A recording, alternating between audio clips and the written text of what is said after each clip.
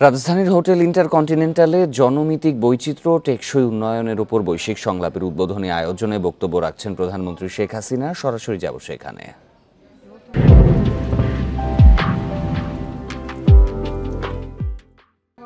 আয়োজনের জন্য জাপান ও বুলগেরিয়া সরকার এবং কারিগরি সহায়তা প্রদানের জন্য জাতিসংঘ জনসংখ্যা তহবিল UNFPA-কে আন্তরিক ধন্যবাদ জানাচ্ছি।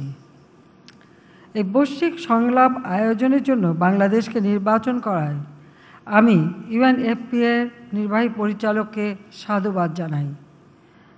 এই অনুষ্ঠানে আগত 48টি দেশের প্রতিনিধিদের আমি আন্তরিক শুভেচ্ছা ও স্বাগত জানাচ্ছি। জনসংখ্যাগত বৈচিত্র্যকে কাজে লাগিয়ে বিশ্বব্যাপী টেকসই উন্নয়ন অর্জনে আপনাদের আগ্রহ ও প্রত্যয় আমাদের শুধু মণ্ডলী, বাংলাদেশের স্বাধীনতার পরে 1972 সালে আমাদের জাতির পিতা বঙ্গবন্ধু শেখ মুজিবুর রহমান জনস্বাস্থ্যের উন্নতি সাধনকে রাষ্ট্রের অন্যতম মৌলিক দায়িত্ব হিসেবে আমাদের সংবিধানে অন্তর্ভুক্ত করেন। তার দিক নির্দেশনায় প্রণীত 1973 থেকে 1978 মেয়াদের প্রথম পঞ্চবার্ষিক পরিকল্পনায় জনসংখ্যা সুষ্ঠু ব্যবস্থাপনার উপর সর্বোচ্চ গুরুত্ব আরোপ করা হয়। তিনি একটি উচ্চ ক্ষমতা সম্পন্ন ন্যাশনাল পপুলেশন কাউন্সিল গঠন করেন। রাষ্ট্রপ্রধান হিসেবে যার সভাপতি ছিলেন বঙ্গবন্ধু শেখ মুজিব নিজেই। তো আমাদের দুর্ভাগ্য 1975 সালের 15 আগস্ট সর্বপরিবারে আমার পিতা জাতির পিতা বঙ্গবন্ধু শেখ মুজিবকে নির্মমভাবে হত্যা করা হয় আমার পরিবারের সদস্য সহ। এরপরে এদেশে অগণতান্ত্রিক সরকার, মার্শাল সরকার ক্ষমতা আসে এবং সমস্ত অর্জনগুলি একে একে নষ্ট করে দেয়। 1996 সালে দীর্ঘ সংগ্রামের পথ পাড়ি দিয়ে আওয়ামী লীগ সরকার গঠন করে। আমরা দায়িত্ব নেবার পরে জাতির পিতা বঙ্গবন্ধু শেখ মুজিবের পদাঙ্ক অনুসরণ করে সকলের জন্য প্রাথমিক স্বাস্থ্যসেবা নিশ্চিত করতে নতুন জাতীয় স্বাস্থ্য নীতি প্রণয়ন করি। দরিদ্র জনগোষ্ঠীর বিশেষ করে মা ও শিশু স্বাস্থ্য সেবা নিশ্চিত করার জন্য তৃণমূল পর্যায়ে সেবা পৌঁছানোর লক্ষ্যে প্রতি 6,000 নাগরিকের জন্য সারা দেশে 18,000 কমিউনিটি ক্লিনিক স্থাপন করার কাজ শুরু করি। সেই সময় আমরা জাতীয় পুষ্টি কর্মসূচি গ্রহণ করি এবং যার মূল লক্ষ্য ছিল শিশু ও গর্ভবতী মায়েদের বিদ্যমান অপুষ্টি কমিয়ে আনা। নারী উন্নয়ন ও ক্ষমতায়নেও আমরা বিশেষ উদ্যোগ গ্রহণ করি। নারী ও পুরুষের মধ্যে অসমতা দূরীকরণ, নারী শিক্ষার বিস্তার ও অর্থনৈতিক কর্মকাণ্ডে তাদের অংশগ্রহণ বৃদ্ধি করার ক্ষেত্রেও ছিল আমাদের আন্তরিক প্রয়াস। আমাদের আবারও দুর্ভাগ্য নেমে আসে 2001 থেকে 2008 পর্যন্ত। তখন আমরা সরকারে ছিলাম না। 2001-এ যে সরকার এসেছিল বিএনপি জামাত জোট, তারা আমার কমিউনিটি ক্লিনিক সব বন্ধ করে দেয়। আমাদের দেশের মানুষ যে প্রাথমিক স্বাস্থ্য সেবাটা পাবে সে সুযোগটা বন্ধ হয়ে যায়। এর ফলে আমাদের জনসংখ্যা উন্নয়ন ও সুষ্ঠু ব্যবস্থাপনায় একটা স্থবিরতা নেমে আসে। 2009 সালে জনগণের বিপুল ভোটে নির্বাচিত হয়ে পুনরায় আমরা সরকারে আসি এবং দায়িত্ব পাওয়ার পরপরই আমরা ICPD প্রোগ্রাম অফ অ্যাকশনের 15টি মূল নীতি বাস্তবায়নে জাতীয় জনসংখ্যা নীতি 2012 প্রণয়ন করি। মাতৃমৃত্যু ও নবজাতক মৃত্যু হার হ্রাস, মা ও নবজাতকের স্বাস্থ্য সেবা, শিশু ও কিশোর কিশোরী প্রজনন স্বাস্থ্য, পুষ্টি ও পরিবার পরিকল্পনা সেবা প্রদানে ব্যাপক কর্মসূচি আমরা বাস্তবায়ন শুরু করি।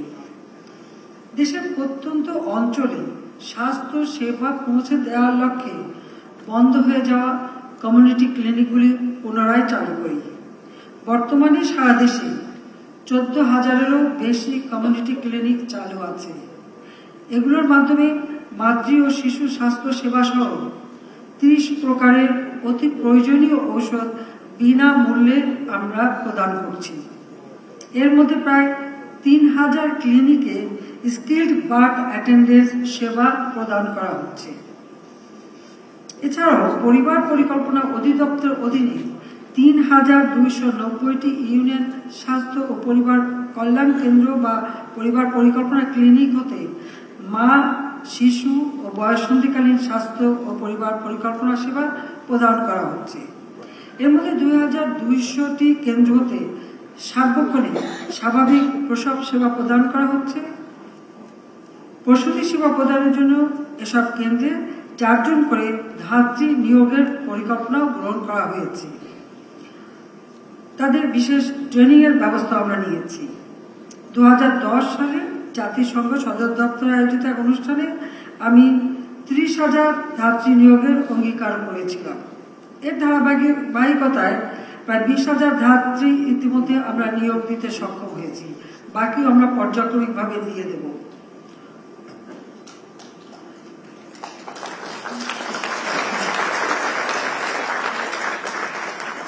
আমরা ইতিমধ্যে মিডওয়াইফারি ট্রেনিং প্রায় 3,000 মিডওয়াইফারি ট্রেনিংও দিয়ে দিয়েছি।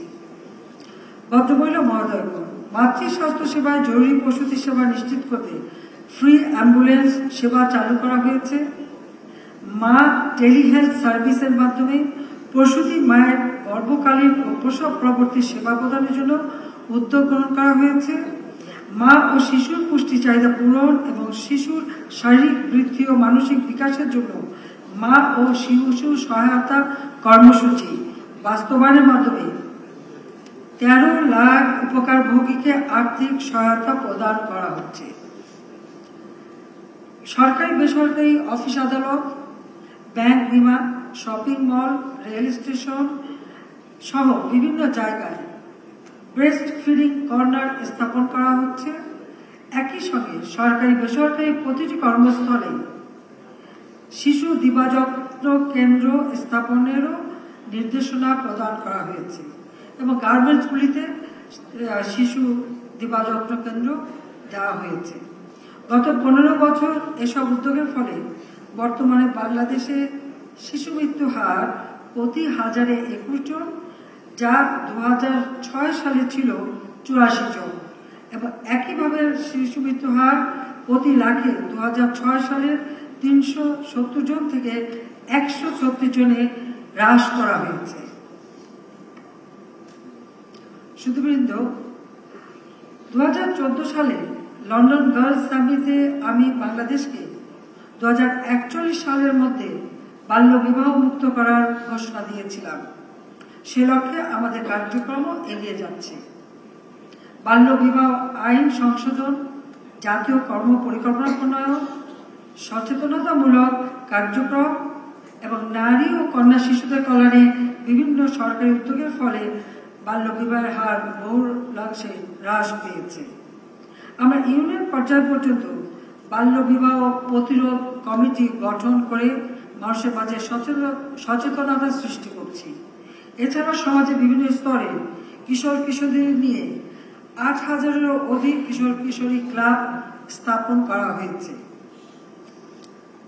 তথ্য আপা প্রকল্পের মাধ্যমে নারীদের বিভিন্ন সমস্যা সমাধানের জন্য 1 কোটি নারীকে তথ্য সেবা প্রদানের লক্ষ্যমাত্রা নির্ধারণ করা হয়েছে। নারী ও শিশু নির্যাতন প্রতিরোধ ন্যাশনাল হেল্পলাইন 109 চালুর মাধ্যমে যৌন হয়রানি প্রতিরোধ, বাল্য বিবাহ বন্ধে কার্যকর উদ্যোগ নেওয়া হয়েছে। এছাড়াও আমরা প্রতিটি থানায় নারী পুলিশের দায়িত্বে নারী, শিশু, বয়স্ক প্রতিবন্ধী সাপোর্ট ডেস্ক স্থাপন করেছি। বাল্য বিবাহ, যৌতুক, নারীর প্রতি সহিংসতা রোধে সম্মিলিত সামাজিক আন্দোলনের কোনো বিকল্প নেই।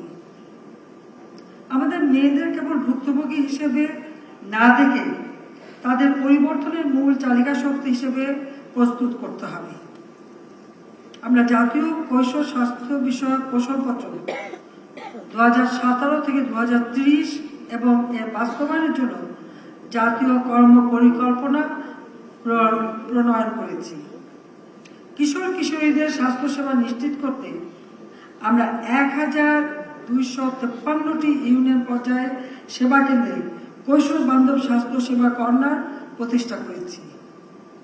ষষ্ঠ থেকে দ্বাদশ শ্রেণীতে অধ্যয়নরত প্রায় 50 লাখ কিশোরীকে বিনামূল্যে স্যানিটারি ন্যাপকিন বিতরণের উদ্যোগ গ্রহণ করা হয়েছে।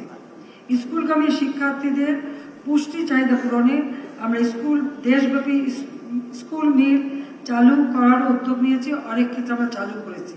তাছাড়া প্রতিটি স্কুলে মেয়েদের জন্য বিশেষ করে ওয়াশ ব্লক আমরা তৈরি করে দিয়েছি। আমরা 2010 সাল থেকে মাধ্যমিক পর্যায়ে বিনামূল্যে পাঠ্যপুস্তক বিতরণের বিশ্বের সর্ববৃহৎ পাঠ্যপুস্তক বিতরণ কর্মসূচি চালু করেছি। 2024 পর্যন্ত, অর্থাৎ 2010 থেকে 2024 464 কোটি বই বিতরণ করা হয়েছে। উপরন্তু নারী শিক্ষাকে এগিয়ে নেওয়ার জন্য প্রাথমিক থেকে মাধ্যমিক স্তর পর্যন্ত উপবৃত্তি চালু করা হয়েছে। দ্বাদশ শ্রেণী পর্যন্ত মেয়েদের শিক্ষা অবৈতনিক রয়েছে।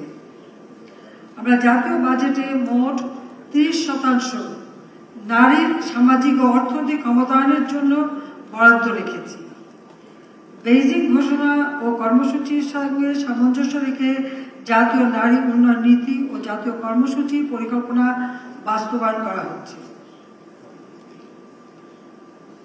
আমাদের বর্তমানে শ্রমশক্তির 42.6% নারী, যা 2030 সালের মধ্যে 50-এ উন্নীত হবে।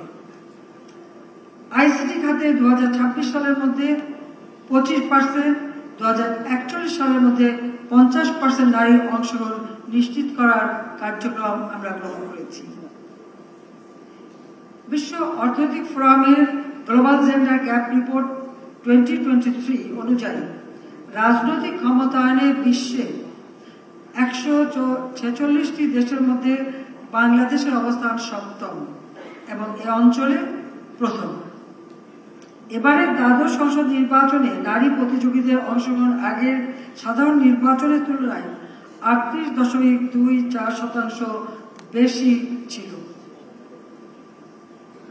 সুধীবৃন্দ, আমাদের সরকারের গৃহীত নানাবিধ পদক্ষেপের সুফল হিসেবে 2023 সালে দেশের মানুষের গড় আয়ু বেড়ে হয়েছে 72.3 বছর। বর্তমানে আমাদের মোট জনসংখ্যার 62% হচ্ছে কর্মক্ষম। দেশের বর্তমান মোট জনসংখ্যার 9.29% ষাটোর্ধ্ব বয়সী। প্রবীণদের স্বাস্থ্যসেবা, সামাজিক নিরাপত্তা নিশ্চিতকরণে আমরা বিভিন্ন কর্মসূচি বাস্তবায়ন করে যাচ্ছি। 2023 সালে আমরা 58 লক্ষের বেশি প্রবীণ নাগরিকের জন্য বয়স্ক ভাতার ব্যবস্থা করেছি। এর পাশাপাশি অসহায় নারী, স্বামী পরিত্যক্তা, বিধবা, প্রতিবন্ধী ব্যক্তি, তৃতীয় লিঙ্গের মানুষ, সমাজের অন্যান্য প্রান্তিক জনগোষ্ঠীর সামাজিক ও আর্থিক নিরাপত্তা নিশ্চিত করতে বিদ্যমান সামাজিক নিরাপত্তা বেষ্টনী সম্প্রসারিত করেছি।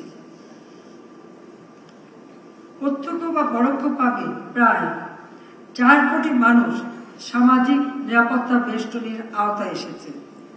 এছাড়াও আমরা সার্বজনীন পেনশন স্কিম চালু করেছি। 18 থেকে 50 বছর বয়সী যে কোনো নাগরিক এই পেনশন সুবিধা গ্রহণ করতে পারবেন। আমরা ইতিমধ্যে 2021 সালের মধ্যে জাতিসংঘের সর্বোন্নত দেশ থেকে উত্তরণের যোগ্যতা অর্জন করেছি। আমাদের ডিজিটাল বাংলাদেশ মিশন বাস্তবায়ন করেছি। 2041 সালের মধ্যে স্মার্ট বাংলাদেশ গঠনের দিকেও আমরা এগিয়ে যাচ্ছি।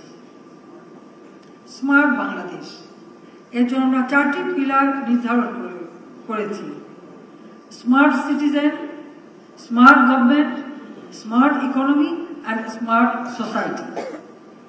এ লক্ষ্যে আমরা আমাদের জনগোষ্ঠীকে, বিশেষভাবে তরুণ সম্প্রদায়কে আধুনিক প্রযুক্তি জ্ঞান সম্পন্ন দক্ষ জনশক্তিতে পরিণত করার জন্য ব্যাপক বিনিয়োগের উদ্যোগ নিয়েছি। অতি সম্প্রতি আমরা জনসংখ্যা নীতি 2012 যুগোপযোগী করার সিদ্ধান্ত নিয়েছি। নতুন নীতিতে 2041 থেকে 61 পর্যন্ত যে ডেমোগ্রাফিক ডিভিডেন্ড অব্যাহত থাকে তা কাজে লাগিয়ে জনসংখ্যাকে জনসম্পদে রূপান্তর করার কর্মদক্ষতা সৃষ্টি এবং উন্নয়ন ও কর্মমুখী শিক্ষার প্রসারের উপর আমরা গুরুত্ব আরোপ করছি। শুরু থেকে Bangladesh ICPD programme of action বাস্তবায়নে দৃঢ়ভাবে প্রত্যয়ী। আমরা চাই সকল দেশ, বিশেষ করে উন্নয়নশীল দেশ, স্বল্পোন্নত দেশ, ক্ষুদ্র দ্বীপ রাষ্ট্রগুলো যাতে ICPDর লক্ষ্যমাত্রাসমূহ অর্জন করতে পারে, সেজন্য UNFPA এর অন্যান্য উন্নয়ন সহযোগীরা আরও কার্যকর পদক্ষেপ গ্রহণে উৎসাহী হবে। জলবায়ু পরিবর্তনের ক্ষতিকর প্রভাবে জনস্বাস্থ্য সহ অন্যান্য স্বাস্থ্য ঝুঁকি থেকে বিশ্বের সকল মানুষের, বিশেষ করে মা, শিশু ও বয়স্ক জনগোষ্ঠীর নিরাপত্তা নিশ্চিত করে বৈশ্বিক সহযোগিতা আরও জোরদার করতে বিশেষভাবে দৃষ্টি দেওয়া প্রয়োজন বলে আমি মনে করি। একই সঙ্গে সংঘাত ও রাজনৈতিক কারণে উপদ্রুত বাস্তুচ্যুত জনগোষ্ঠীর দিকে মনোযোগ দেওয়াও অত্যন্ত জরুরি বলে আমি মনে করি। এ প্রসঙ্গে উল্লেখ করতে চাই, বাংলাদেশে আশ্রয় নেওয়া মিয়ানমার থেকে জোরপূর্বক উচ্ছেদকৃত রোহিঙ্গা জনগোষ্ঠী এবং ইসরায়েলের গণহত্যা ও আগ্রাসনের ফলে নিপীড়িত ফিলিস্তিনি জনগণের কথা। বিশেষ করে বিপুল সংখ্যক নারী ও শিশু ফিলিস্তিনে আজ প্রয়োজনীয় চিকিৎসা ও স্বাস্থ্য সেবা থেকে বঞ্চিত। প্রতিনিয়ত জীবন মৃত্যুর সঙ্গে তারা লড়াই করছে। আমি আশা করি জাতিসংঘ সহ অন্যান্য আন্তর্জাতিক সংস্থা সেখানে সকলের জন্য, বিশেষ করে নারী ও শিশুর জন্য প্রয়োজনীয় স্বাস্থ্য সেবা নিশ্চিত করতে আরও কার্যকর ভূমিকা পালন করবে। আমরা যুদ্ধ চাই না, শান্তি চাই। কাজে এই সমস্ত সংঘাত বন্ধ হোক, সেটাই আমরা কামনা করি। সুধীবৃন্দ, জনসংখ্যার সুষ্ঠু ব্যবস্থাপনা টেকসই উন্নয়ন লক্ষ্যমাত্রা অর্জনের গুরুত্বপূর্ণ নিয়ম। বিশ্বের বিপুল সংখ্যক জনগোষ্ঠীর জন্য প্রয়োজনীয় শিক্ষা, স্বাস্থ্য ও অন্যান্য মৌলিক অধিকার নিশ্চিত করার মাধ্যমে তাদের জনসম্পদে রূপান্তর করতে হবে, যার মাধ্যমে আমরা একটি সমৃদ্ধশালী বিশ্ব ব্যবস্থা গড়ে তুলতে সক্ষম হব। এ লক্ষ্যে সার্বজনীন স্বাস্থ্য সেবা, বিশেষ করে মা ও শিশু স্বাস্থ্য সেবা খাতে আন্তর্জাতিক অর্থায়নের পরিমাণ ও সহজ প্রাপ্যতা নিশ্চিত করার জন্য উন্নয়ন সহযোগী ও আন্তর্জাতিক আর্থিক প্রতিষ্ঠানগুলোর আরও আন্তরিক হতে হবে। আমি যারা আমাদের অতিথিরা বিভিন্ন দেশ থেকে এসেছেন, আমি আপনাদেরকে আবারও আমাদের বাংলাদেশে আসার জন্য আন্তরিক ধন্যবাদ জানাচ্ছি এবং আপনাদের অবস্থান সুন্দর হোক আর সফল হোক সেই কামনা করি। রাজধানীর হোটেল ইন্টারকন্টিনেন্টালে জনমিতিক উন্নয়নের উপর বৈশ্বিক সংলাপের উদ্বোধনী অনুষ্ঠানে বক্তব্য রাখছিলেন প্রধানমন্ত্রী। সরাসরি ছিলাম সেখানে।